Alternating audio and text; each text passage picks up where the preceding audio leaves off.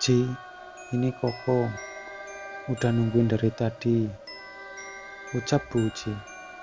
Mendengar sang ibu menyebut nama Koko, Aji langsung bersemangat dan dengan cepat langsung membukakan pintu kamarnya. Terlihat Koko berdiri di sebelah Ibu Uci dengan membawa beberapa buku tebal dan ia menggendong tas punggung. Ji, kita kerjain tugasnya bareng ya. Ada yang aku nggak mudeng di sini. Koko menunjuk ke salah satu buku. Aji langsung paham dengan alibi Koko. Ia langsung mempersilahkan Koko masuk, supaya tidak ada lagi pertanyaan dari Bu Uci. Kamu berubah pikiran kok. Aji terlihat sangat semangat. Ndak tega aku ngebayangin kamu ngadepin makhluk itu sendirian. Aji tertawa mendengar pengakuan Koko. Kamu memang teman paling setia kok. Puji Aji sembari merangkul Koko. Mereka pun merebahkan diri di kasur. Mereka membicarakan segala hal, dari masa kecil hingga membicarakan sesuatu yang tidak penting. Tidak terasa jam sudah menunjukkan pukul 23.30. Terdengar bunyi suara alarm yang sebelumnya sudah diatur oleh Haji. Udah jam 11:30 kok. Iya Ji, kamu yakin makhluk itu bakal datang Ji? Aku juga nggak tahu kok. Kita tunggu aja ya. Ji, kamu ada kipas angin ndak? Aku ngerasa gerah banget sekarang. Perasaan tadi ndak deh. Keringat mulai bercucuran di dahi Koko. Wajahnya pun mulai merah. Ia mengipasi badannya dengan selembar kertas yang ia dapatkan dari meja belajar Aji. Aku ndak berasa apa-apa kok. Aji mulai memandang Koko dengan tatapan aneh. Coba nyebut kok, istighfar. Baca doa apa aja yang kamu bisa. Mereka sudah merasakan ada sesuatu yang tidak beres. Koko terus beristighfar. Aji pun membantunya dengan membacakan doa apapun yang ia ketahui. Aji mulai berpikir untuk mengurungkan niatnya malam ini. Melihat kondisi Koko yang sudah seperti itu, membuat Aji khawatir akan terjadi hal yang lebih buruk nantinya. Kamu pulang aja apa ya kok? Tanya Aji khawatir. Tapi Koko menggeleng. Kalau memang ini ada kaitannya sama makhluk itu, justru kita harus selesaikan, Ji. Aku ndak mau terus-terusan kesiksa kayak gini, Ji. Ucap Koko terbata-bata. Aji sebenarnya melihat kondisi Koko, tapi Aji bertekad mereka harus menyelesaikan malam ini juga. Ya udah kok, aku buka jendela ya, biar kamu ndak gerah lagi. Aji menyikap tirai jendela kamarnya. Awalnya dia tidak sadar, namun saat membuka kunci jendela, ia sangat kaget. Badannya bahkan seperti terlempar jauh dari jendela. Lah, opo Ji? Koko tersentak kaget saat melihat Aji terpental. Aji tidak menjawab pertanyaan Koko. Ia memegangi punggungnya yang kesakitan. Lukamu Ji, teriak Koko yang melihat ada bercak darah di kaos Aji. Koko langsung membuka bagian belakang kaos Aji dan benar saja, luka itu kembali mengeluarkan darah akibat benturan tadi. Koko membantu Aji untuk berdiri. Aji mendekat ke jendela. Pergi kamu, jangan gangguin aku sama warga sini lagi, teriak Aji. Koko tidak berani mendekat ke jendela. Tapi dari kejauhan ia dapat melihat sosok wanita berkebaya beserta kereta kuda yang terparkir tepat di depan rumah Aji. Wanita itu dengan menjawab pertanyaan Aji. Ia berjalan mendekat ke jendela. Lalu entah bagaimana, tiba-tiba saja wanita itu sudah berada di dalam kamar Aji. tepat di depan Aji. Sementara itu, Koko tidak dapat lagi menahan rasa takutnya. Ia berteriak dan lari ke arah pojok kamar di dekat pintu. Ia meringkuk sembari terus berteriak. Ia menutup mukanya dengan telapak tangannya. Aji merasakan tubuhnya membeku seperti es. Ia tidak dapat lari atau menggerakkan tubuhnya. Ia hanya terdiam bertatapan dengan wanita itu.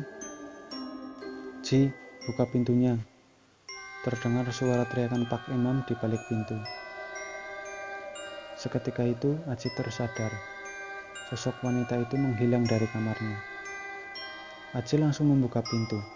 Terlihat Pak Imam dan Bu Uci sedang berdiri di depan pintu kamarnya. Belum satu kalimat keluar dari mulut Aji, tiba-tiba mereka dikagetkan dengan teriakan Koko yang sangat melengking.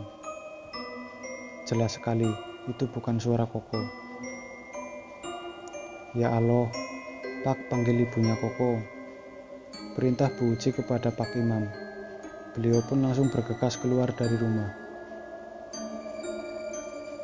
Koko masih bertindak, dan suara-suara aneh keluar dari mulutnya. Bu Uci mencoba membacakan doa sembari memegang kening Koko. Tapi, nampaknya itu tidak berhasil. Koko justru bangun dan berusaha keluar dari kamar Aji.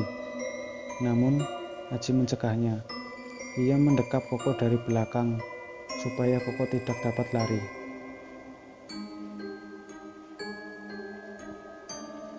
Tak lama kemudian, Bapak dan Ibu Koko datang. "Tadi pamitnya belajar kok jadi kayak gini sih?" tanya Ibu Koko setengah menangis. Bapaknya Koko berusaha untuk menyadarkan Koko bersama Pak Imam. Melihat keadaan yang sudah menjadi seperti itu, timbul perasaan bersalah dalam diri Aji. Ia pun menceritakan semua kepada orang tuanya dan orang tua Koko. Ia pun mendapatkan tamparan keras di pipinya dari Pak Imam. "Bapak kan sudah bilang, jangan berurusan sama hal-hal seperti itu. Sekarang kalau sudah begini, kamu mau apa, Ji?" Aji terdiam. Ia menyadari kesalahannya, tapi tidak sepantasnya Pak Imam menampar dia, bahkan di depan orang tua Koko. Aji merasa malu. Ia melepaskan dekapannya dan menunduk. Dan di saat itulah Koko berlari keluar dari kamar Aji dengan sangat cepat. Sontak mereka langsung mengejar Koko. Koko yang saat itu sudah berada di kamar Bu Uci. Entah apa yang ia lakukan, tapi ia mengeluarkan semua pakaian yang ada di lemari kamar itu. Pak Imam yang melihat hal itu berusaha untuk menghentikan Koko. Tapi tenaga Koko sangat kuat. Ia menghalau Pak Imam, bahkan sampai Pak Imam terpental. Lalu Koko berhenti saat tangannya menemukan sebuah cincin batu. Pak Imam berusaha merebut cincin itu, tapi Koko justru malah membantingnya ke lantai. Dan seketika itu Koko pingsan dibarengi dengan keluarnya asap dari cincin tersebut. Semua terdiam dan memandang heran kepada Pak Imam di tengah kekakuan suasana itu. Aji berusaha memapahnya bersama dengan bapaknya Koko. Mereka meninggalkan Pak Imam dan Bu Uci berdua di kamar.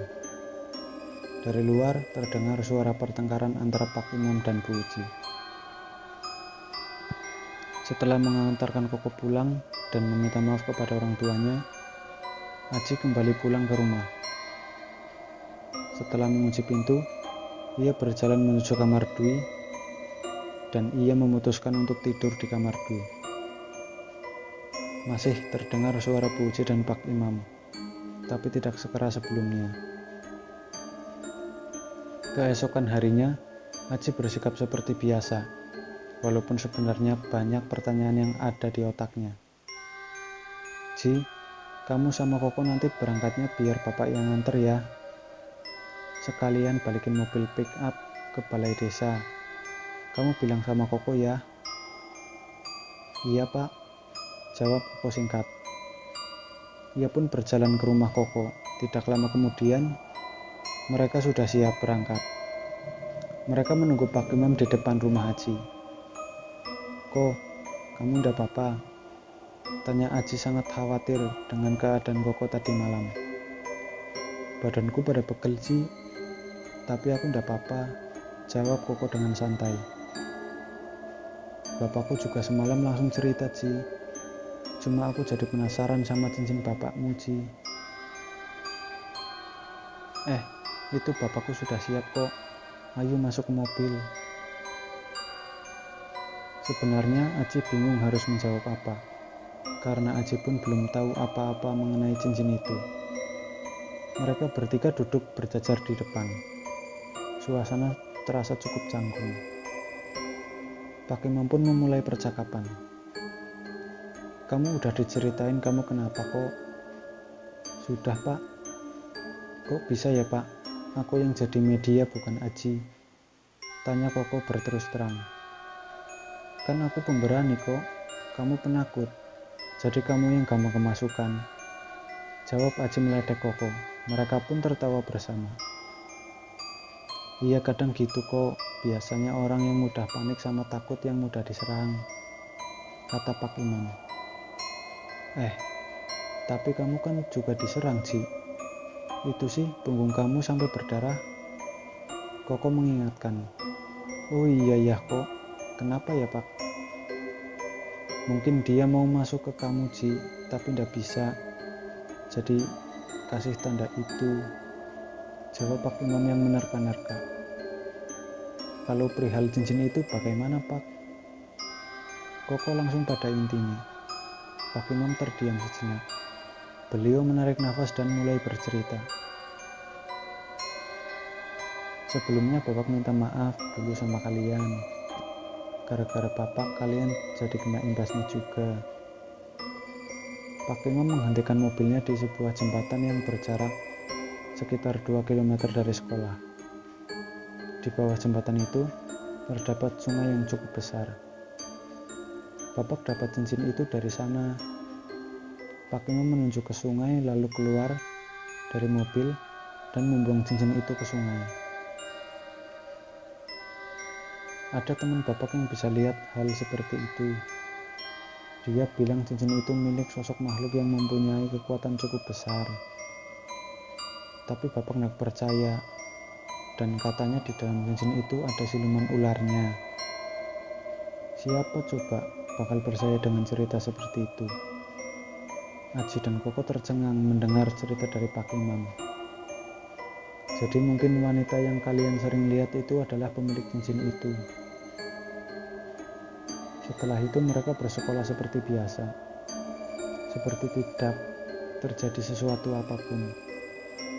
Sepulang sekolah, saat Aji dan Koko sedang menunggu bus, mereka melihat Pak D tukang becak yang kemarin mengantar pulang mereka. Kok, itu Pak D becak yang kemarin, sana yuk. Ini ngantar uang yang kemarin. Oh iya Ji, ayo. Mereka berjalan menyeberang untuk menghampiri Pak D becak yang sedang tidur di becaknya di depan toko. Pak D, maaf, ini uang yang kemarin. Beliau terbangun dari tidurnya. Beliau nampaknya cukup kaget melihat kedatangan Aji dan Koko. Aji menyodorkan uang 15.000 di tangannya. Beliau mengambilnya dengan sedikit ragu.